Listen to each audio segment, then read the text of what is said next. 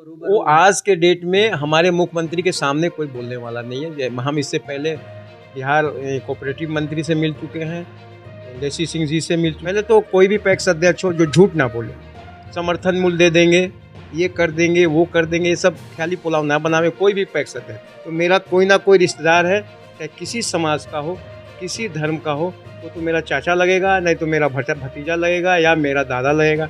इसलिए मैं तो नहीं दलित महादलित, मैं नहीं कैटेगरी वाइज नहीं करता। हमें तो नहीं लगता है कोई दलित, हम दलित को भी अपने बराबर में बैठा। दलित क्यों का दलित करके कह के दलित को शर्मिंदा क्यों करेंगे। नमस्कार, मैं हूं प्रदीप कुमार और आप देख रहे हैं अपना रोहतास। इस वक्त मैं नगर पंचायत रोहतास में हूं और जैसे पैक्स का चुनाव बीता है हाल के दिनों में और पैक्स अध्यक्ष विनोद जी हमारे साथ मौजूद हैं। जिस तरह से इनकी चुनावी रणनीति था, वाकई में जिस तरह से विपक्ष जो था वो कई तरह के आरोप लगा रहे थे, लेकिन फिर भी उसके बावजूद भी जिस तरह से इनका रिजल्ट हुआ वाकई काबिल तारीफ है। और जिस तरह से किसानों की भी राय थी, तो विनोद जी के बारे में लोगों का राय था कि ये बेहतर पैक्स में करते हैं और जो कहीं न कहीं वोटर थे वो अपने मन में बना चुके थे कि हमको फिर से विनोद जी को पैक्स अध्यक्ष बनाना है। ये तीसरी बार इनका चुनाव जीत हुआ है और चलिए हम इनसे बात करते हैं कि आखिर 5 साल जो आएगा उसमें क्या-क्या पैक्स के लिए हो सकता है और जो भी चुनाव के दौरान भी इन लोग ये वादा किए हैं, उन तमाम चीज़ों पे हम इनसे आज बात करेंगे और जानेंगे कि आखिर 5 साल फिर से पैक्स के जो रणनीति है वो क्या है। नमस्कार सर, स्वागत है। Thank you. सर, तीसरी बार फिर से जीत के लिए बहुत-बहुत मुबारक हम चैनलों की ओर से। आप सभी चैनल वाले को मेरे तरफ से भी हार्दिक शुभकामनाएं हैं। सर, तीसरी बार जीत, सबसे पहले चुनाव की रणनीति की बात करें, बड़ी तरह की बात हो रही थी और कई तरह की बातों के बीच जिस तरह से जीत हासिल हुई उसके लिए जो वोटर हैं उनको क्या कहना चाहिए? वोटर जो हैं, वोटर को सही में फ़ायदा हुआ है और वोटर को जो मेरे बस की बात है, जो मैं काम करता हूँ, चाहे मेरे अंदर जो पैक्स के अंदर जो वर्क है, उसमें 100% हम उन लोगों को काम करने की कोशिश कराता हूँ, उनको बेनिफिट पहुँचाता हूँ। दूसरे रह गया गांव है, लोकल इलेक्शन है, रूरल इलेक्शन में आरोप प्रत्यारोप होता है, उससे हम घबराते नहीं हैं, क्योंकि जो आरोप प्रत्यारोप देते हैं वो भी अपने भाई हैं और अपने परिवार के ही हैं, अपने गांव के ही हैं। मुझे किसी तरह के किसी से दुश्मनी नहीं है और ना कुछ हमें कहना है। अगर कोई मुझे, जैसे अभी हमारे न्याजी न्यूज़ वाले बोले कि कौरव पांडव की बात, हमारे यहाँ कौरव पांडव नहीं है, यहाँ दो ही, एगो मानव एक दानव। अपने गांव में रोहतास नगर पंचायत के अंदर हमारे नज़र में दो ही ग्रुप है, कोई अति पिछड़ा नहीं, कोई फॉरवर्ड नहीं, कोई बैकवर्ड नहीं, कोई दलित नहीं, कोई महादलित नहीं। मेरे समझ से दो ही ग्रुप हैं, एक दानव एक मानव। जो मानवता के लिए काम करेंगे, चाहे किसी धर्म जाति के हों, वो अलग है, वो मानव ही हैं, उनको हम समझते हैं। एक है दानव ग्रुप, वो किसी के पीछे काम करना ना करना, बेतुका आवाज़ लगाना, ये करना, या मानवता के खिलाफ काम करने वाला। तो यहाँ पे दो ही लोग रहता है, कोई गरीब नहीं है। अपनी नज़र उठा के देखिएगा, नगर पंचायत में कोई गरीब नहीं है। हमें तो नहीं लगता है कोई दलित है, हम दलित को भी अपने बराबर में बैठा। दलित क्यों का दलित करके कह के दलित को शर्मिंदा क्यों करेंगे। ऐसा हमारे नज़र हमसे नहीं हो सकता। यानी कि जाति पाति से ऊपर उठ एकदम जाति पाति धर्म से ऊपर, मानवता के लिए जो काम करेगा, मानवता के लिए जो भी खड़ा है, वो सबसे बड़ा सर्व माने वही मेरा अपना है। और जो मानवता के खिलाफ, अब जैसे कहीं बोला गया है 5 पांडव 5 जाति, जाति है ही नहीं। इसी कारण हमारा देश के अंदर एकता यूनिटी जो है ना, टूट रहा है। अब किसी को हम रविदास कह दें, किसी के दलित कह दें, महादलित कर दें, ये उतने बड़े हम नेता नहीं है कि हम कह सकते हैं। मेरे लिए तो सब अपने भाई भाई। इसी गाँव में पैदा हुआ हूँ मैं, इसी गांव में रहने वाला हूं मैं, इसी गांव में मेरे बाप बड़े हुए, यहाँ से अपने सही समय पे चले बसे। तो मेरा कोई ना कोई रिश्तेदार है, चाहे किसी समाज का हो, किसी धर्म का हो, वो तो मेरा चाचा लगेगा, नहीं तो मेरा भतीजा लगेगा या मेरा दादा लगेगा। इसलिए मैं तो नहीं दलित महादलित, मैं नहीं कैटेगरी वाइज नहीं कर सकता। मेरे लिए सब एक हैं। वहाँ ज़रूर मैं बोलूँगा, जो मानवता के खिलाफ कोई गलत आह्वान करे, गलत नारा लगाए, उस चीज़ के बारे में मैं उनका हरदम विपक्ष में रहूँगा, हरदम खिलाफ बोलूँगा। हाँ, लेकिन जहाँ मानवता की बात हो गई, वहाँ एक नज़र से अभी मेरा जीत का एक सबसे बड़ा कारण है, आप पता लगा सकते हैं कि खेती करने वाला सर्व समाज से, उसमें आप भले कैटेगरी कर दें, लेकिन मेरा कृषक, एक किसानी कहेंगे, कोई भी किसान से पूछ लीजिएगा, एक नज़र से। दरवाज़ा खाद है तो सबके लिए, बीज है तो सबके लिए, अगर किसी तरह का मदद है तो सबके लिए, और धान खरीदना है तो सबके लिए, सबका एक रेट, सबका एक चीज़, माने किसी तरह का 19-20 नहीं है। यही मेरा काम का जो सबसे मूल मंत्र है कि मैंने कभी अपना गैर, छोटा बड़ा पहले से दिमाग में नहीं है और ना सोचेंगे भी नहीं आगे। और ये सब करने वाले को मैं क्या बोलते हैं, खंडन करता हूँ, वो ठीक बात नहीं है। सर 5 साल जो अब का आपको जनता ने फिर से या फिर वोटर ने जिस तरह से आपको फिर से दायित्व दे दिया है, उस दौरान किस तरह का कार्य होगा और देखिए कुछ बेहतर नया देखने को मिलेगा? देखिए 10 साल मैं 2014 में आया था।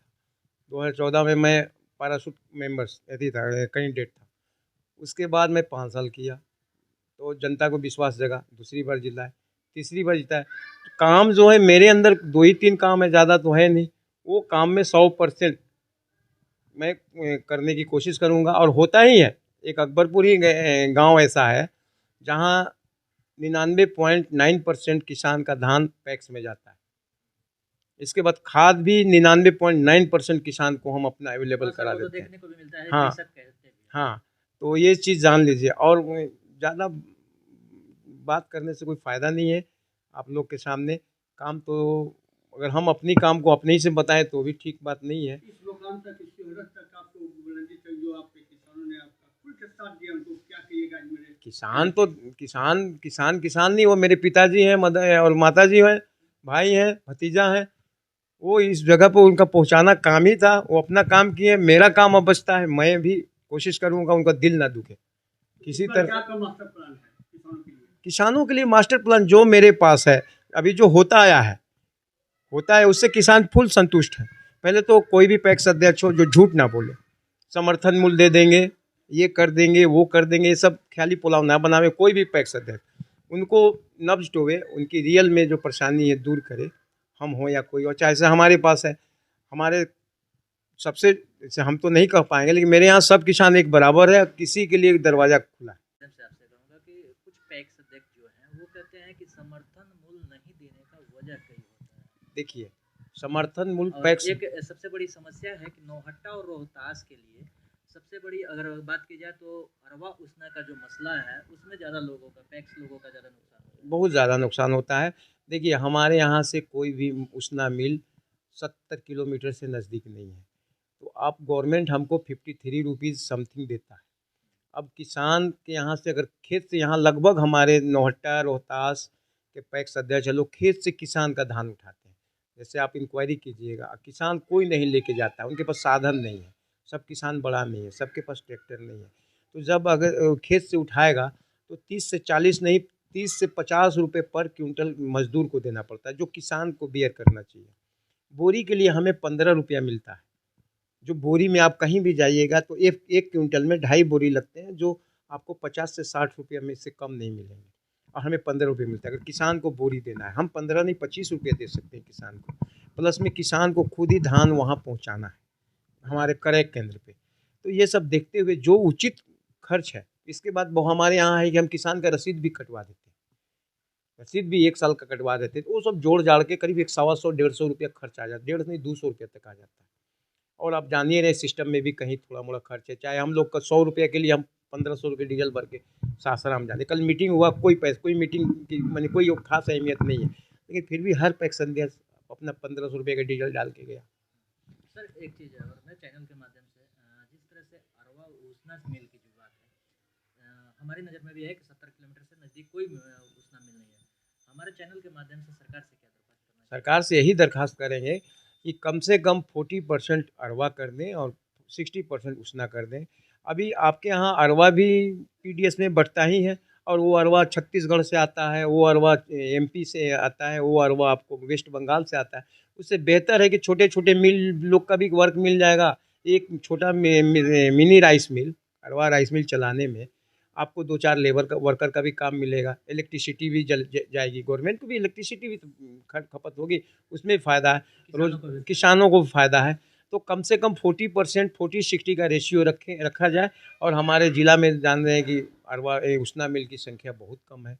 एक-एक मिल पे 30-30 पैक्स हो जाते हैं, और बड़े पैक्स होने की वजह से वो क्या होता है कि उन पे लोड हो जाता है। जब 30 पैक्स हो जाता है तो फर्स्ट लॉट उनको देना है क्रेडिट पे, पैक्स अध्यक्षों को।